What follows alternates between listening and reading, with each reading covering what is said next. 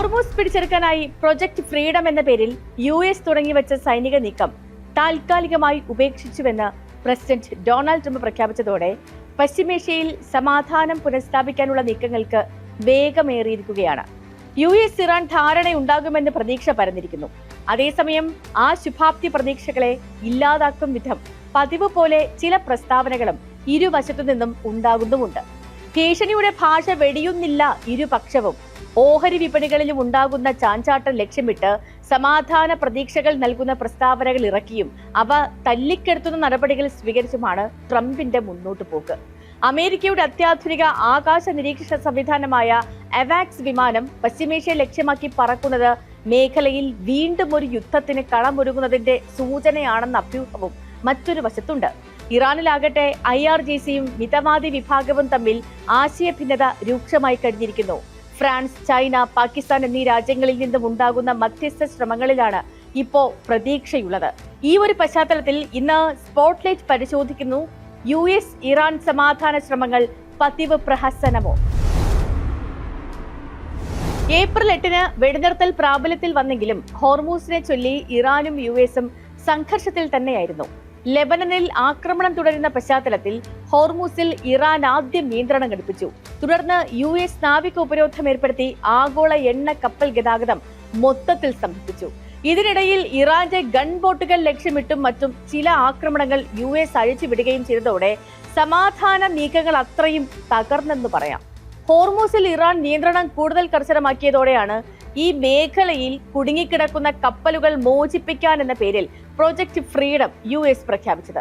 കൂടുതൽ സേനാ വിന്യാസം കൊണ്ടുവന്നതോടെ ഇറാന്റെ നിയന്ത്രണത്തിലുള്ള ഹോർമൂസ് പിടിച്ചെടുക്കുക എന്നതാണ് US ലക്ഷ്യമിടുന്നത് എന്ന് വ്യക്തമായി. ഇതോടെയാണ് ഈ യുദ്ധം കനക്കുമെന്ന ആശങ്ക ഉടലെടുത്തത്.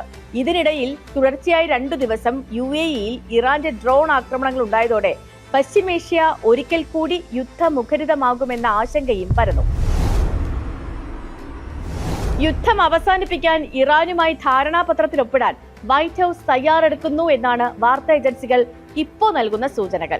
ഹോർമൂസ് കടലിടുക്ക് തുറക്കുന്നതും ഇറാനെതിരായ ഉപരോധം അവസാനിപ്പിക്കുന്നതുമടക്കം 14 ശുപാർശകളിലാണ് പാകിസ്ഥാന്റെ മധ്യസ്ഥതയിൽ ചർച്ചകൾ നടക്കുന്നത്.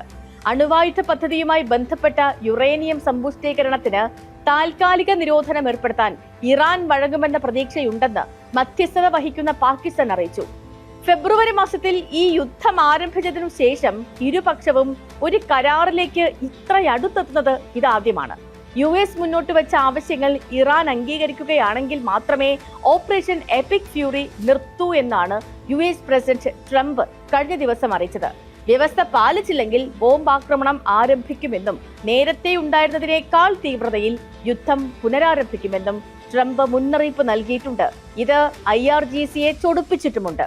US ഭീഷണികൾ നിർത്തിയാൽ ഹോർമൂസ് തുറക്കുമെന്നാണ് ഇറാന്റെ സേനാ വിഭാഗമായ IRGCയുടെ അറിയിപ്പ്. US ശുപാർശകൾ പഠിച്ചു വരികയാണെന്നും പ്രതികരണം മധ്യസ്ഥരായ പാകിസ്ഥാനെ അറിയിക്കുമെന്നുമാണ് ഇറാൻ വിദേശകാര്യ മന്ത്രാലയത്തിന്റെ പ്രതികരണം. ഹോർമൂസ് തുറക്കുമെന്ന സൂചന വന്നതോടെ ആഗോള വിപണിയിൽ അസംസ്കൃത എണ്ണ വില ഇടിഞ്ഞു. ബ്രന്റ് ക്രൂഡ് വില ഒരു ഘട്ടത്തിൽ $100 താഴെ വരെ എത്തി. ലോകത്തിലെ ആകെ എണ്ണ വ്യാപാരത്തിന്റെ 20% കടന്നു പോകുന്ന വളരെ തന്ത്രപ്രധാനമായ ഹോർമൂസ് കടലിടുക്കിൽ ഇറാൻ പൂർണ്ണ നിയന്ത്രണം ഏർപ്പെടുത്തി കഴിഞ്ഞു. മേഖലയിൽ US ഇസ്രയേൽ സഖ്യം ഇറാനെതിരെ ആക്രമണം നടത്തിയാൻ എത്തുന്നതിനെ തുടർന്ന് ഏകദേശം അടഞ്ഞുകിടക്കുന്ന ഈ പാതയിലൂടെ ഇനി കപ്പലുകൾക്ക് സഞ്ചരിക്കണമെങ്കിൽ ഇറാന്റെ മുൻകൂർ അനുമതി പത്രം ഇമെയിൽ വഴി ലഭിക്കണം.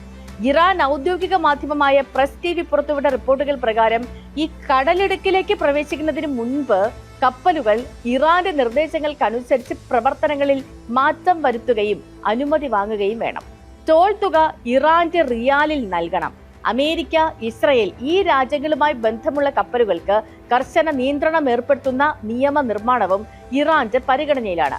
ശത്രുതയില്ലാത്ത മറ്റു രാജ്യങ്ങളിലെ കപ്പലുകൾക്ക് ഈ പാത ഉപയോഗിക്കുന്നതിന് പ്രത്യേക ടോൾ ഏർപ്പെടുത്താനും ഇറാൻ ആലോചിക്കുന്നുണ്ട്. കഴിഞ്ഞ ദിവസം ഫ്രഞ്ച് പ്രസിഡന്റ് ഇമ്മാനുവൽ മാക്രോൺ ഇറാന്റെ പ്രസിഡന്റായ പെസഷ്കിയാനുമായി ഈ വിഷയത്തിൽ ചർച്ചകൾ നടത്തിയിരുന്നു. ഹോർമൂസ് പൂർണ്ണമായും തുറക്കണമെന്ന നിലപാട് ചർച്ചയിൽ മാക്രോൺ ആവർത്തിച്ചു എന്നാണ് റിപ്പോർട്ട്. നേരത്തെ ഹോർമൂസ് ഉപരോധം മൂലം പ്രതിസന്ധിയിലായ 50 രാജ്യങ്ങളുടെ ഉച്ചകോടിക്ക് മാക്രോൺ പാരീസിൽ വേദിയൊരുക്കിയിരുന്നു. ബുധനാഴ്ച ചൈനയിലെത്തിയ ഇറാന്റെ വിദേശകാര്യമന്ത്രി അബ്ബാസ് അരാഗ്ചിയുടെ നയതന്ത്ര ചർച്ചകളും പുതിയ സമാധാന തീരുമാനത്തിലേക്ക് എത്തിച്ചുവെന്നും വിലയിരുത്തപ്പെടുന്നുണ്ട്. ചൈനീസ് വിദേശകാര്യമന്ത്രി വാങ് യിയും ഹോർമൂസ് തുറക്കണമെന്ന അഭിപ്രായക്കാരനാണ്. അടുത്തയാഴ്ച ട്രംപും ചൈനയിലേക്ക് വരുന്നുണ്ട്. കരയും കടലും ഉപയോഗിച്ച് ഹോർമൂസ് കടലിടുക്കിനെ ഒഴിവാക്കി യൂറോപ്പിൽ നിന്നും സൗദിയിലേക്ക് പുതിയ വ്യാപാര പാതയ്ക്കായി നീക്കങ്ങൾ നടക്കുന്നുണ്ട്. സൗദി അറേബ്യയിലെ തുറമുഖങ്ങളെയാണ് കര-ജലമാർഗത്തിലൂടെ യൂറോപ്പുമായി ബന്ധിപ്പിക്കുന്നത്. ഈ പാതയിലൂടെ ചരക്കു നീക്കത്തിന് തുടക്കമിടുന്നത് ലോകത്തിലെ ഏറ്റവും വലിയ കണ്ടെയ്നർ ഷിപ്പിംഗ് കമ്പനിയായ MSC ആണ്. അതേസമയം സമാധാന ശ്രമങ്ങളെ ആശങ്കയിലാക്കി വെടിനിർത്തൽ ലംഘിച്ച് ലെബനനിൽ ഇസ്രയേൽ ആക്രമണം തുടരുന്നുമുണ്ട്. ദക്ഷിണ ലെബനനിലെ വിവിധ മേഖലകളിൽ കഴിഞ്ഞ ദിവസം ഉണ്ടായ ആക്രമണത്തിൽ 6 പേർക്കാണ് ജീവൻ നഷ്ടമായത്. തുറമുഖ നഗരമായ സൗറിലാണ് ഏറ്റവും വലിയ ആക്രമണം ഉണ്ടായത്. പശ്ചിമേഷ്യയുടെ സമാധാനം കെടുത്തിയ ഓപ്പറേഷൻ എപിക് ഫ്യൂറി ലക്ഷ്യം കണ്ടുവെന്നാണ് US-ന്റെ അവകാശവാദം. പക്ഷേ ഇതിന്റെ യാഥാർത്ഥ്യം മറിച്ചാണ്. ഇറാന് മുന്നിൽ നിസാരമായ ആവശ്യങ്ങൾ വെച്ച് അവ അംഗീകരിപ്പിച്ചാണ് US-ന്റെ പിന്മാറ്റമെങ്കിൽ ആ സാഹചര്യം ഇസ്രയേൽ ഉൾക്കൊള്ളാനിടയില്ല. അതുകൊണ്ട് തന്നെ ഇസ്രയേൽ പ്രധാനമന്ത്രി ബെഞ്ചമിൻ നെതന്യാഹുവിനെ എങ്ങനെ സമാശ്വസിപ്പിക്കും എന്ന ഉത്തരവാദിത്തം കൂടി US-നുണ്ടായേക്കും. പാകിസ്ഥാനും ചൈനയും ഫ്രാൻസും ഇപ്പോൾ നടത്തുന്ന സമാധാന ശ്രമങ്ങൾ ലക്ഷ്യം കാണുമെന്ന് തന്നെ പ്രതീക്ഷിക്കാം.